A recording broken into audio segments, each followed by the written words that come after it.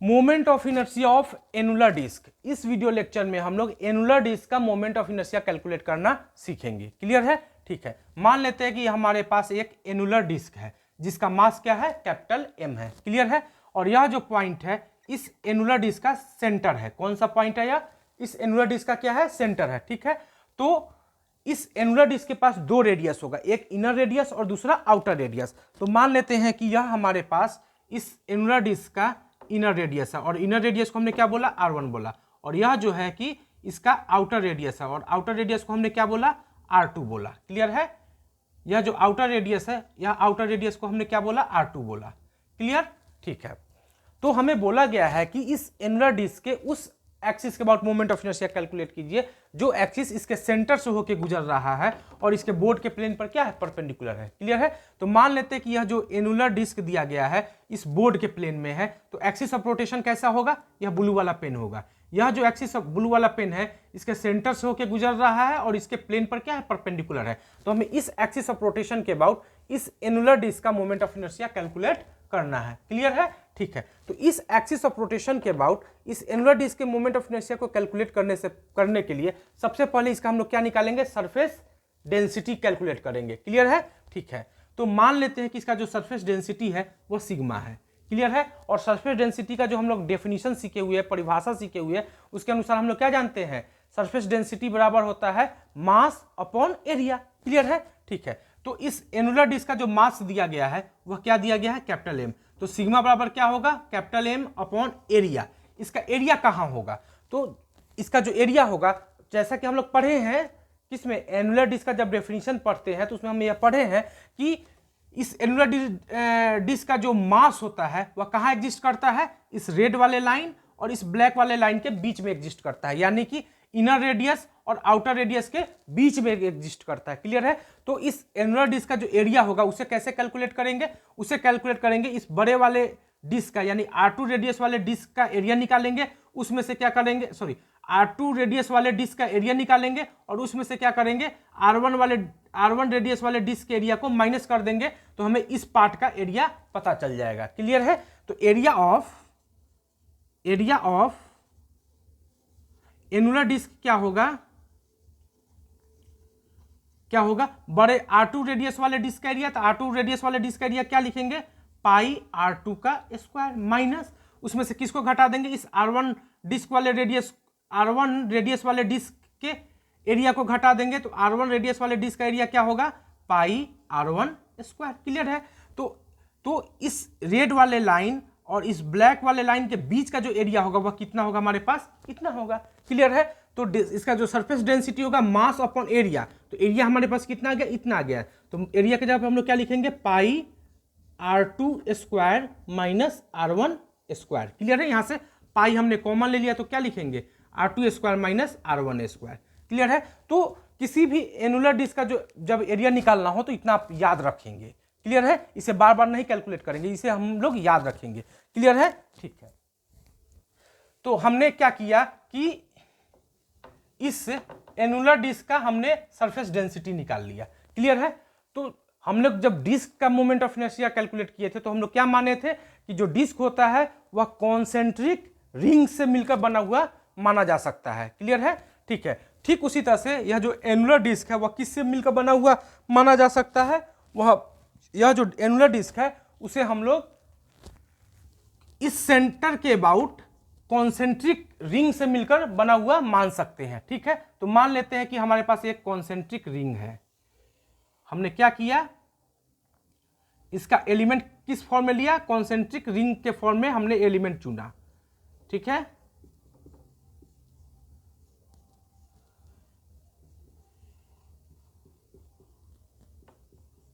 ठीक है?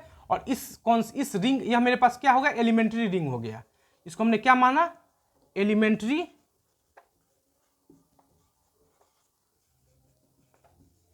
रिंग माना। क्लियर है? ठीक है। और इसका रेडियस हमने कितना माना, x माना। क्लियर? ठीक है। हमने क्या किया कि इस सेंटर से x डिस्टेंस पे जाके एक रिंग कंसीडर किया। ठीक है? जिसको हमने क्या बोला, एलिमेंट्री रिंग बोला। ठीक है? और इस रिंग का जो मास होगा, इस एलिमेंट्री रिंग के मास को हमने क्या बोला, dm बोले। ठीक है, यह जो हमने रिंग कंसीडर किया है, इस रिंग के मास को हम लोग क्या बोले, डीएम बोल रहे हैं। तो डीएम होगा कितना, तो डीएम बराबर जो होगा क्या होगा, density, surface density into area of elementary ring. ये हम लोग पढ़ चुके हैं, area of elementary ring. Clear है, ठीक है। तो डेंसिटी की जगह पे हम लोग कितना कैलकुलेट कर चुके हैं, m upon pi into R2 square minus R1 square. और एरिया ऑफ एलिमेंट्री रिंग कितना होगा, तो एरिया का जो लंबाई है वो हमारे पास कितना होता है, इस रिंग का जो लंबाई है वो हमारे पास क्या होगा 2πx, क्योंकि इसका रेडियस क्या है x है। इसमें हमने कितना मोटा रिंग माना, dx मोटा रिंग माने हैं, तो इसमें हम लोग किसी से मल्टीप्लाई कर देंगे dx से, तो ये हमारे पास क्या आ जाएगा, area of elementary ring. Clear है, ठीक है। तो एरिया ऑफ एलिमेंट्री रिंग की जगह पे हम लोग क्या लिखेंगे, 2πx इंटू dx। क्लियर है, ठीक है। तो डीएम हमें पता चल गया, इस एलिमेंट्री रिंग का जो मास है वो हमें पता चल गया कितना होगा, कुछ इतना होगा। यहां से जब कैलकुलेट करेंगे तो पाई से पाई कैंसिल आउट कर देंगे, तो हमें क्या मिलेगा, डीएम बराबर मिलेगा m upon R2 square minus R1 square into 2x dx। Clear है, ठीक है। और हमें यह पता है कि अगर यह रिंग है और यह उसका सेंटर है और इसका रेडियस अगर x है, सॉरी मान लेते हैं r है, तो इस एक्सिस के अबाउट, जो एक्सिस इसके सेंटर से होकर गुजरे और इस रिंग के प्लेन पर क्या हो, परपेंडिकुलर हो, तो इस एक्सिस के अबाउट मोमेंट ऑफ इनर्शिया कितना होता है, mr स्क्वायर होता है, I बराबर। क्लियर है, ठीक है। तो इस एलिमेंट्री रिंग का, यह जो हम लोग रिंग कंसीडर किए हैं, इस एलिमेंट्री रिंग का जो मोमेंट ऑफ इनर्शिया है उसको अगर हम डी बोले, उसको हम लोग क्या बोल रहे हैं, डी बोल रहे हैं। तो डी बराबर क्या होगा, इस किस एक्सिस के अबाउट, इस एक्सिस के अबाउट। ये एक्सिस कहां से होकर गुजर रहा है, इस एलिमेंट्री रिंग के सेंटर से भी होकर गुजर रहा है और एलिमेंट्री रिंग के प्लेन पर क्या परपेंडिकुलर है। तो इस एक्सिस के अबाउट इस एलिमेंट्री रिंग का जो मोमेंट ऑफ इनर्शिया है उसको अगर हम डी बोले, तो डी बराबर क्या होगा, इस एलिमेंट्री रिंग का मास, यानी मास हमने क्या माना है, डीएम माना है, डीएम इंटू इस एलिमेंट्री रिंग का रेडियस, रेडियस का स्क्वायर हमारे पास रेडियस कितना x है, इंटू क्या लिखेंगे, x स्क्वायर। क्लियर है, ठीक है। यानी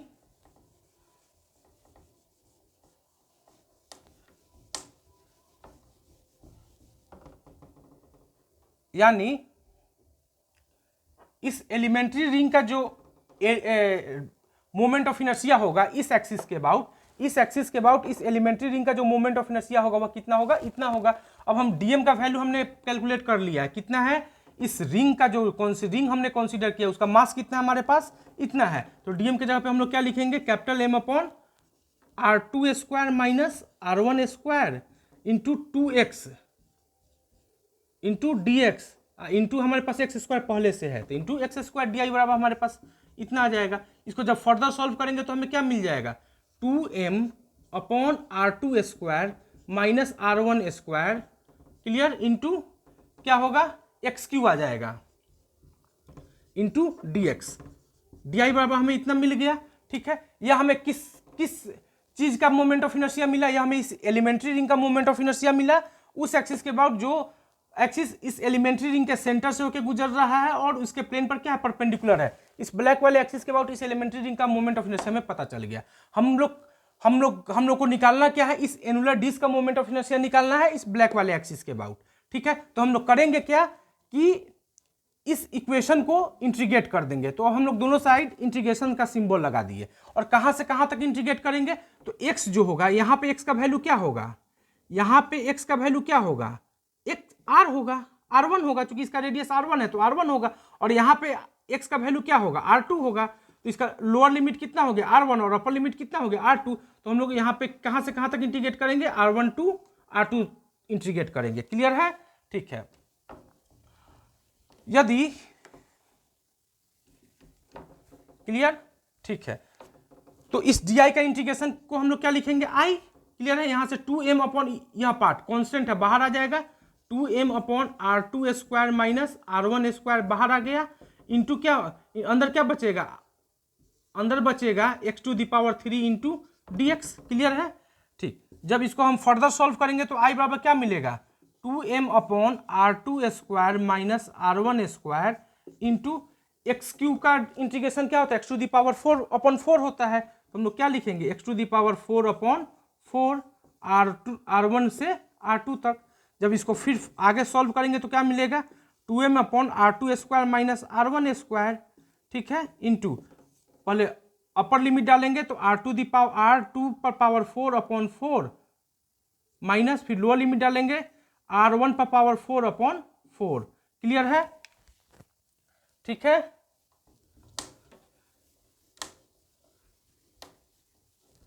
ठीक, जब इसको आगे सॉल्व करेंगे तो आई बराबर क्या हो जाएगा, 2m upon R2 square minus R1 square into 4 LCM होके बाहर आ गया तो यहाँ हम लोग क्या लिखेंगे, R2 पर पावर 4 माइनस R1 पर पावर 4 अपॉन 4 एलसीएम आ गया। क्लियर है, ठीक है।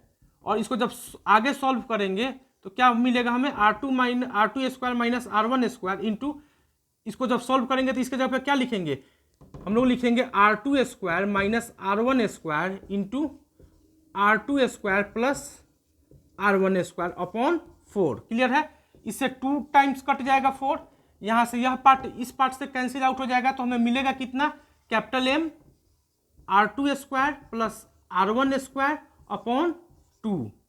ठीक है, तो इस एनुलर डिस्क का सेंटर से गुजरने वाले एक्सिस और इसके प्लेन पर जो एक्सिस परपेंडिकुलर है, यानी वह एक्सिस जो इसके सेंटर से होकर गुजरे और इसके प्लेन पर परपेंडिकुलर हो, तो इस एक्सिस के अबाउट इस एनुलर डिस्क का मोमेंट ऑफ इनर्शिया कितना होगा, m R2 square plus R1 square upon 2। Clear है, ठीक है। तो इसे आप लोग ध्यान से देखेंगे, समझेंगे और एक बार खुद से ट्राई करेंगे। ठीक है, ओके, ठीक।